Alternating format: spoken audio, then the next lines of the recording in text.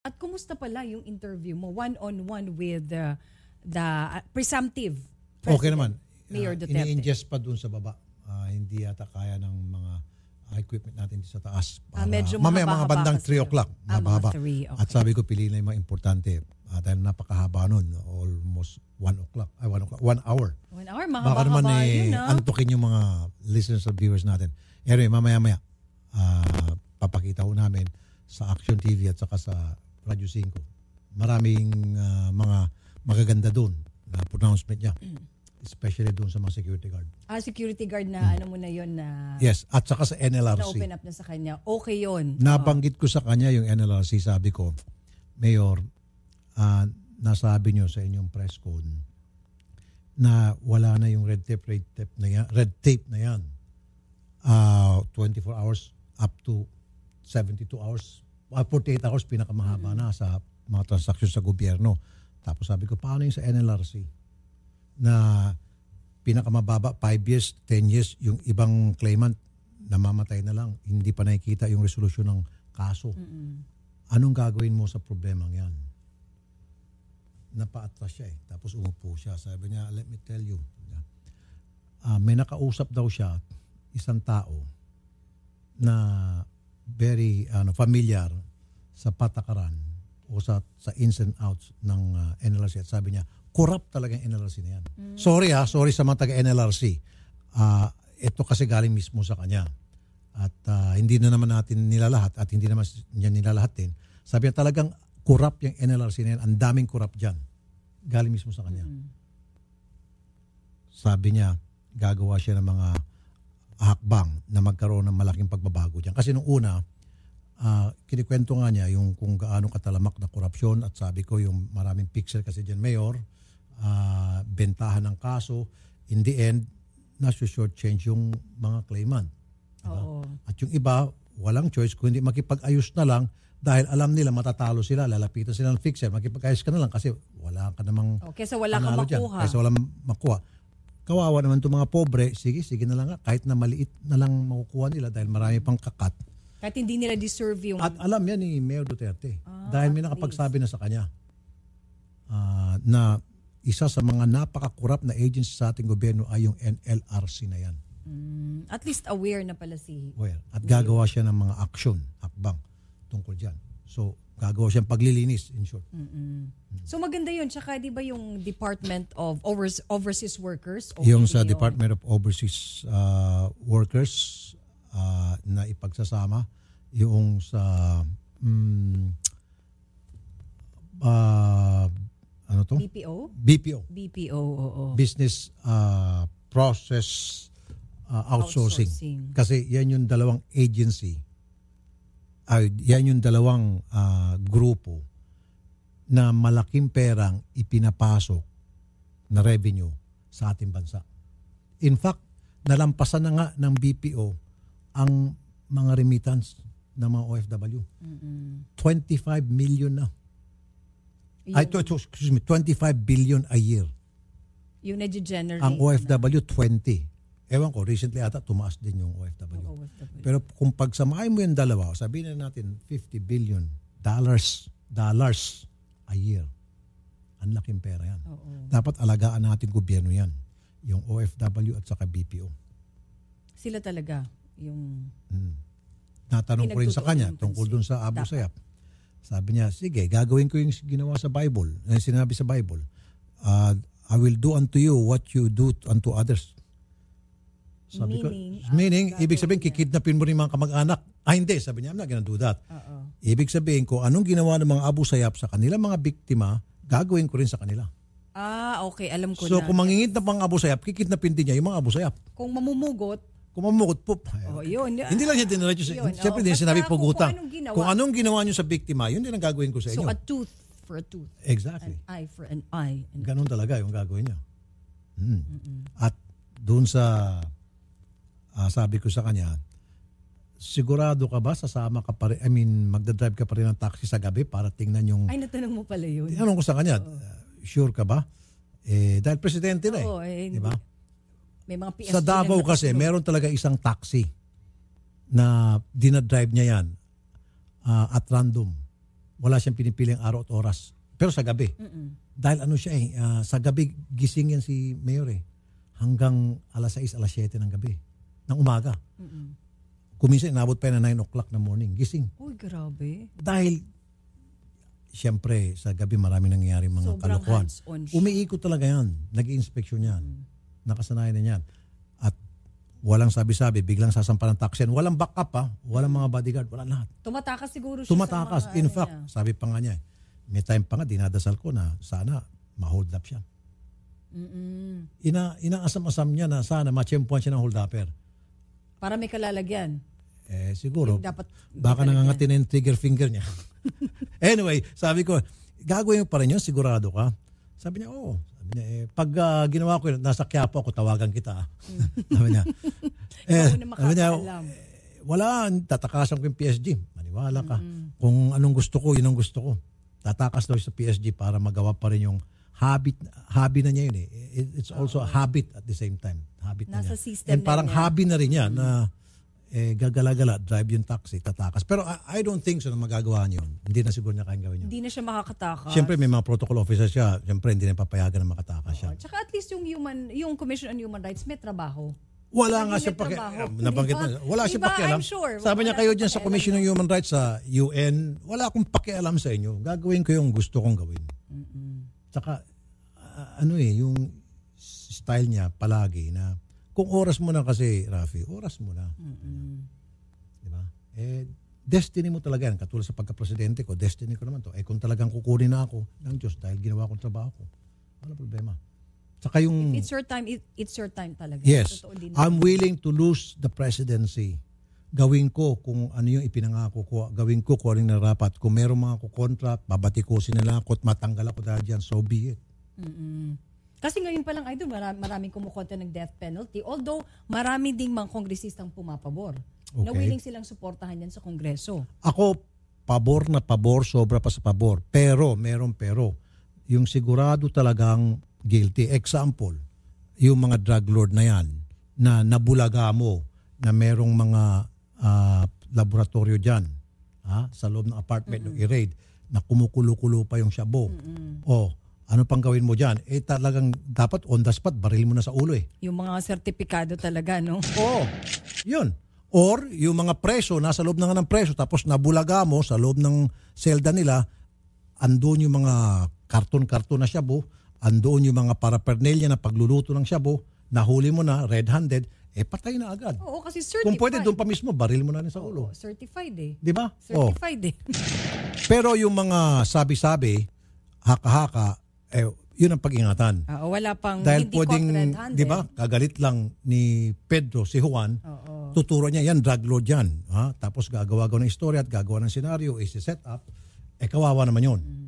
Kailangan. And I'm sure yan ay napag-aralan na ni Mayor Duterte. Kung paano i-determine At sino ng ba grupo talaga niya yung... kung paano, yes. Yes. The best and the brightest naman yung kanyang pipiliin para masiguro na yung peace and order ay talagang mailagay sa maayos. And I believe him. Nagagawin niya talaga yun, Idol. No?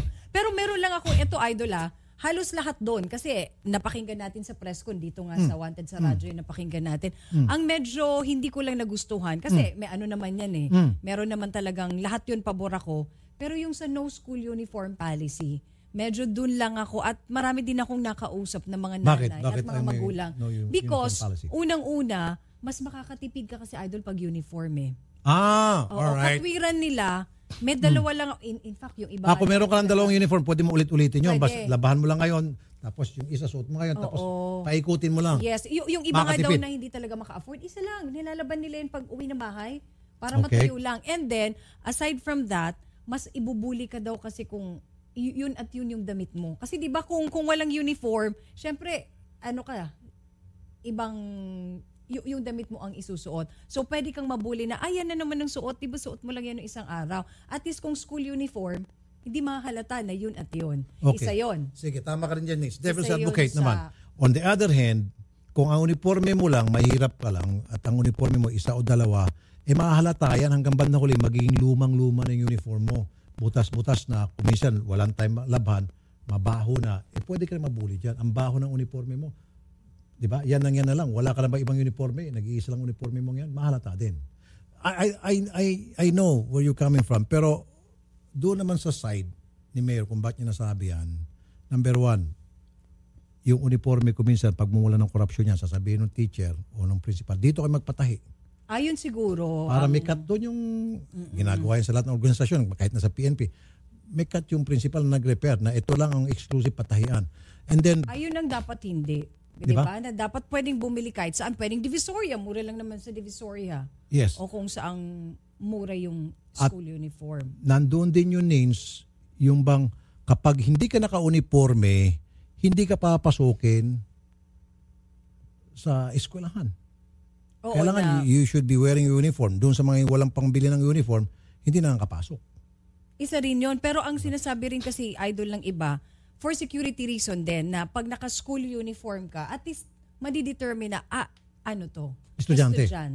May point ka rin Isa dyan. rin yun sa tinitingnan natin. Kaya medyo dun siguro pag-aralan. Pwede. Pag-aralan yan. Oo. Flexible naman siya. Siguro at that time, nakita niya yung mga sakit sa public school. Siguro palagi nakikinig sa programa natin dahil sabi niya no more collection. No more. Stop na. Yun talaga gusto ko yun. No collection policy. Ayaw niya sigurong nakukutungan. Good yun, good. At nahihirapan yung mga magulang sa public school dahil lahat tayo, batid natin na majority ng mga estudyante sa public school, especially sa elementary and high school, ang mga magulang dyan mahihirap. Dahil kung mayayaman mga yan, hindi dapat nasa exclusive private schools na. Diba? So pinangangalagaan lang niya yung mga mahihirap na estudyante. Basta yung no collection policy, okay yun. Siguro tingnan niya yung sa school uniform, idol, kasi at least kesa 5 araw, kasi 5 araw ang pasok, di ba? 5 araw ka dapat iba-ibang damit mo. So yun ang sinasabi kong dapat afford mo siguro yung at least 5. Dahil kung dadalawa din lang, yun at yun ang suot mo. Yun ang tinitingnan ko rin na at yung ibang mga magulang. Hindi, kasi sa ating mga Pilipino, baliwala yung paulit-ulit ang damit eh. Kung tutuusin. Baliwala yung paulit-ulit. I don't know, siguro sa alta syudad. Hindi pwedeng pa ulit-ulit. Pero sa public school, sa mga lugar na kung saan maraming concentration na mahirap, yun ang yun din mga damit nila, wala nang problema. Kaya, mas para sa akin meron kang sinasabi mo na punto ng mga kakilala mo, ay punto ko rin. Dalawa ang uniform mo, tapos yun ang yun na rin. At ngayon, sa sobrang gasgas na sa pagsuot mo at wala kang pambili, tinatahi-tahi na lang, patsi-patsi na lang, lalo ka mabubuli. Ay, butas-butas yung kanyang uniform. Diba? Pipilitin mo dahil dadalawa lang. So magko-compromise na lang kung walang pambili uniform, mag-ano na lang, civilian clothes. Siguro, kung ako siguro meron yung araw na pwede mag-uniform, araw na hindi. Siguro every Friday. Kasi di ba may mga PE, PE uniform. Tama ka siguro. Okay, uniform, Monday. Uniform. Tuesday, Monday, Tuesday hanggang Wednesday. Thursday, Friday, non-uniform. Or I don't MWF, school uniform, tapos TTH, PE uniform. Pero madali na problema ninsin. Mababaw na problema yan eh. Mababaw yan kung tutusin. But anyway, thank you for presenting that.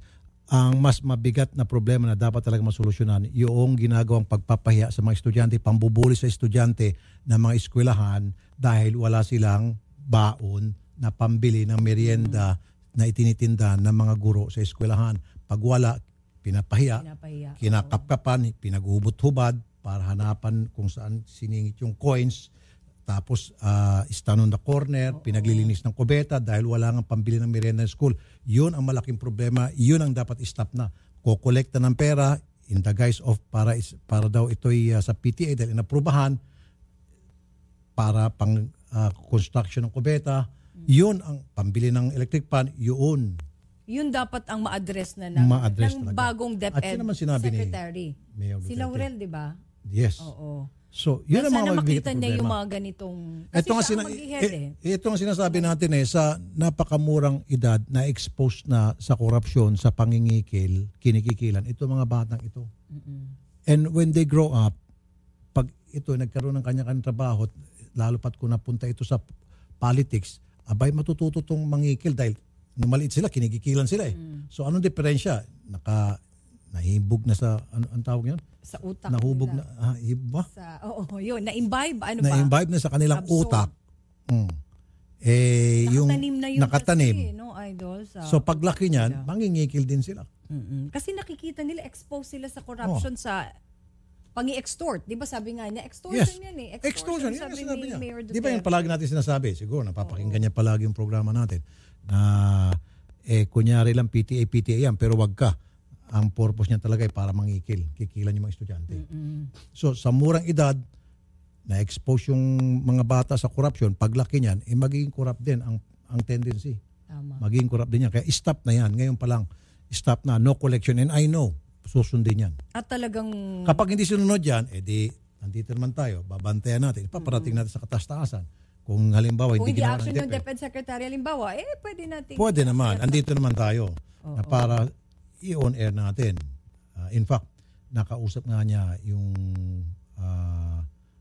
isang utol ko, si Mon. Sinabi rin ni Mayor kay Mon, na Mon, kaya nga nandiyan ka, pag meron mga nangyayari sa ating gobyerno na hindi ko naman monitor yan 24/7, andiyan kayo sa media, iparating nyo sa akin. Ayun, para maayos natin, dapat ayusin. Which is very good. Kumbaga open siya Oo. Para Open to criticism, open to masabi, suggestions. Yes. Masabi ng mga tao na walang vested interest sa kanya, siyempre walang vested interest kung ano yung nangyari sa loob. Correct. Diba? Pero ang inaabangan ng lahat, Idol, hindi nyo ba naitanong kung... Kasi siguro dahil very sensitive position yung DILG first, una yan, tapos yung customs, di ba wala pa siyang pinapangalanan? Tinanong ko yan. Tinanong mo ba yan? Anong... Sabi ko sa kanya, meron ka na ba sa customs, BIR at sa immigration? Wala pa. Tsaka DILG, wala pa rin, ano? Wala. Yung tinanong ko lang tatlo, customs. Kasi meron isang tao doon, sabi, Rafi, pakitanong nga kung sino sa customs, BIR at saka Immigration. Immigration. Immigration. Pero meron natin inanons kanina eh. Meron ba ulit? Meron na kanina ata sa immigration. Sa immigration. Ang pagkakaalam ko. Pero Sa PAGCOR si Andrea Domingo. So, nung tinanong ko siya, at that time, wala pa yung immigration. Sabi niya, wala. Sino ba yung sa napupusuan. Sa immigration? Meron. Immigration ba meron na? Meron eh. May Sa nasabi. Pero yung sa customs, ang alam ko hanggang ngayon wala pa rin. Wala Saka pa rin. Talagang pinag-iisipan BIR. ng maigi nung search committee. Sino ba yung sa BIR ngayon? Si Kim Henares. Sabi ko si Kim Henares, i-retain mo ba? Hindi, lahat yan. Alis. Alisin ko yan lahat. So talagang bago lahat. Bago lahat ang mamumuno sa iba't ibang Pero departamento. meron siguro siyang ikikip, halimbawa sa customs, meron siyang i-retain doon. Oo. May mga, But not the commissioner, customs commissioner. ang commissioner, Siyempre. last week pa dapat yan. Diba? Oo. Hindi, sa customs, ang aking palagay, meron siya mga i-retain doon. May i-retain. Sa ganun din siguro sa BIR. Pero yung mga iba na sa tingin niya talagang walang ginagawa, chupi. Palalayasin na niya. Resign or retire. Yun nga ang sabi niya. Yun. So, tuloy-tuloy pa rin yung Idol, yung mga nag-a-apply. Kasi di ba sabi niya may mga nag-a-apply na. Ang dami nga. Ang daming nakapila. Hindi ako nagbibiro, Nis. Yes. Fully book ang maraming mga hotel sa Davao. Wow, siguro Yung mga hotel na especially pag yung sa syudad. boom na boom pa lang doon. Fully book. Yung enclave, na isang subdivision yun, na yung pinag-holdan ng venue ng mga presko ni Mayor.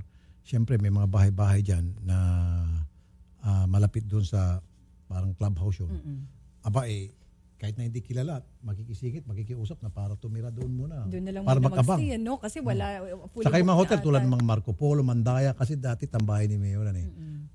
Nakaabang dyan, iba-ibang tao, kahit nagbabakasakali lang na baka mapadandig si Mayor pagkakataon na namin. So ang daming well-wishers talaga. Hindi lang yung mga gustong mag-apply sa gobyerno. Mas marami pa mas maraming yung may vested interest kaysa sa well-wishers. Talaga. Oo. alam mo yung, siguro may mga... Maamoy mo naman maamoy mo. Tulad nung nandun kami, amoy na amoy ko. Ito mukhang mabaho ang pakay nito. Eto, Tapos siguro, wag mo nalang pangalanan, Idol, yung mga nagbalingbingan, di ba? May mga na i-report doon na may mga galing doon sa kabila. Example sa'yo, meron dyan galing kay Gloria, tapos mamaya lumundag kay Binay, lumundag kay Aquino. Hindi pala, muna kay Gloria, lumundag kay Aquino, lumundag kay Binay, tapos lumundag kay Grace po. Ngayon lumundag kay Duterte. Okay, ano? Ang daming Pero okay lang yan. At least magkakaroon kayo ng unity. Basta suportahan nyo lang yung agenda ng gobyernong Duterte. Pero alam naman ni Mayor yan at ang kanyang mga core group na pag-iingatan nila yan. Na, alam mo, ikaw, identified ka na ayaw mo sa akin na ngayon ka lang lumapit kasi alam mo, may makikinabang ka at meron kang vested interest. Sige, tanggapin kita dahil kailangan ko ng mga kakampi. Diba? Pero mag-iingat ako sa iyo. So lahat pala ini-entertain naman especially sa Congress, he needs all the kakampi na kaya niya mai-master. Kailangan yung majority kasi kanila para lahat ng mga para una-una may mga priority bills ka na gustong isulong. Yung FOI bill, kailangan kasi ng quorum yan, di ba? Kung 3 lang, 4 lang yung congressman mo dyan, paano? Outnumbered kayo. Syempre gusto niya talaga yung FOI bill, okay yun sa kanya. Tapos death penalty. Tapos gusto niyang charter change Yung gusto niya so you need to have a lot of allies dyan sa Congress. Kailangan niya talaga na mga kakampi rin. Yes. Kaya nga sabi ko, sige, puntahan kayo dito sa akin. Kailangan ko ng kakampi nyo. Diba? So lahat yun ini-entertain niya. Para din sa impeachment, yung mo si Gloria, hindi ma-impeach. Di Jimmy. Dahil maraming kakampi. Kuha niya yung majority ng Kongreso. Kahit na anong klase pang mag-file na left and right dyan na impeachment case against her, hindi ba tuloy-tuloy dahil ang dami ng kampi sa Congress. Same thing here, lalo na sa ngayon sitwasyon ni Mayor Duterte, kailangan niya na napakaraming kakampi. Marami dapat ang bilang ng kanyang kakampi diyan sa loob ng Congress dahil kung hindi, meron nang diyang gustong gumanti sa kanya pag nakaupo na siya at mag-umpisa lang ng ingay at papailan siya ng impeachment case kahit na napakababaw at mag-second demotion yung mga kalaban niya na hindi nakapwesto, magkaisa yung kukuyugin. Pum. Oo. Diba? Pwede siyang pagkaisahan.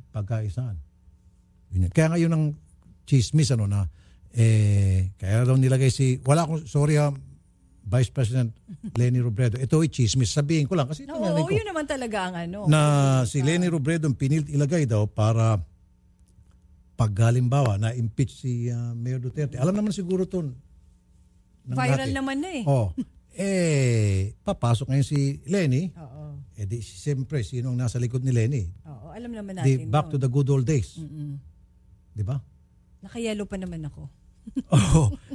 Siyempre, sinong nasa likod? Yung talunan na presidential ball. Yun ang bubulong ngayon. Siya ngayon yung parang pinaka-presidente. Kaya dapat tapos mamaya, bandang huli, i-assassinate ito yung chismis i-assassinate si Leni Robredo. Yung gusto nilang ilagay, ayun na. Di ba? Mamaniubrahin nila. Balik tayo sa bilangan. Sino ba yung sumunod sa pinakamataas na bilang dyan? Ay, oo. Diba? Oo nga. Yung mga kumakalat-kalat, mga bali-balita na sinasabi lang natin. Chismis lang naman. But anyway, ako personally, I don't think ganong klase si Congresswoman Leni Robredo. Napaka-decenteng tao niyan, si Congresswoman Robredo. Okay. Alright, at marami pang kwento mula kay Idol na sa kanyang pakikipagpanayam kay presumptive na, di ba? Presumptive President Rodrigo at Duterte. Kinausap na siya ni paring Barack Obama, US President. Ano doon na pag-usapan nila? Natanong mo ba? Hindi ko natanong. Pero ayun sabi nga ng mga grupo niya, yung core group niya, isa doon sa napag-usapan yung human rights. Pero nasabi niya sa akin yan, wala siyang pakialam. Basta kahit na sino po siya, kahit na UN ang kaya, mas mabigat pa yun kaysa sa Amerika. Yung UN buong UN yan, i-denounce nila ako. Pag gusto kong pumatay, off the record yun, gusto kong pumatay ng kriminal, mga kriminal, patyong ko lang yan. Wala akong pakialam sa UN na yan, yung human rights na yan. Kaya sabi niya, I will put my presidency on the line for my honor. Sabi nga niya kung mawawala sa kanya yung presidency, so okay lang. At kung yan ikamatay niya, kung mamamatay siya dahil siya dyan, so be it. Hindi nga raw siya gagamit ng yung presidential limo, pick-up truck lang. Pero sana makumbinsi siya ng kanyang mga advisor na wag. Yung sarili ba niyang pick up ang gusto niyang... Yun eh. parang- Kasi nakasanayan na niya. Komportable na siya doon eh. Oo. Ipa-bulletproof na lang niya siguro. Hindi Ayaw pa hindi rin niya? kakayanin kasi 4-cylinder lang yung pickup na yun eh. Okay. Para maging maganda ang takbo ng isang bulletproof car, it has to have at least 8-cylinder. So hindi nga pwede. Engine. Kasi, okay. Yung 6 pwede pa, hirap na nga. Pero dapat 8-cylinder talaga para sa isang 8 pala talaga. level 7. Bumili ng bago, bulletproof. kaso ayaw nga niya. Gusto niya simple nga talaga. Baka makumbinsi siya ng kanyang mga advisor na, Mayor, iba na ngayon. Oo. Maraming kalit sa'yo dahil marami ka masasagasaan, especially yung stand mo against criminality, drug lord, kailangan well-protected ka. Oo, dahil bulletproof. yung babanggain niya eh. I'm sure makukumbinsi siya ng kanyang mga security aid. I'm sure makikinig yan siya. Okay. Na-mention pala yung K-12 kasi di ba sabi niya pag-aaralan pa niya. Yes. Marami kasing interesado ng mga magulang. Sa umpisa ayaw niya talagang hindi siya boto. And then sabi ko sa'yo, flexible si Mayor. Basta't maipaliwanag lang sa kanya na maayos, mapaintindi sa kanya kung ano yung mga benefits noon kumpara sa hindi maganda. So the benefits outweighs yung sa mga negativity doon. Nakikinig naman siya. So kita mo yung sa K-12, ayaw niya talaga dyan. Tuto talaga siya. Nung naipaliwanag sa kanya na maayos, may mga naglatag sa kanya, ito yung mga maganda dyan pag sinuporta natin K-12. Sabi niya, sige, okay na yan. Gano'n naman siya. So yung mga concerns ng iba, basta't may paliwanag lang kay Mayor yan, very flexible po si Mayor. Huwag lang sa pagdating sa crime. Yun ata ang... Wala na. no Kumbaga, compromise. selyado na yan. Hindi na siya bakal na. Hindi na makakapigil na sa hindi kanya. na parang bamboo. Yung bamboo flexible, pwede pang diba? Yun ata kahit anak niyang magsabi na, Papa, Hindi na. hindi na rin When mababalik. it comes to crime and order, sa peace and order, hindi na magbabago yung isip niya. No compromise. Nakataga na sa bato yun. Desisyon niya yun. Yun na talaga yun. Okay. Be sure to come back. Use 5 everywhere. Copyright 2016.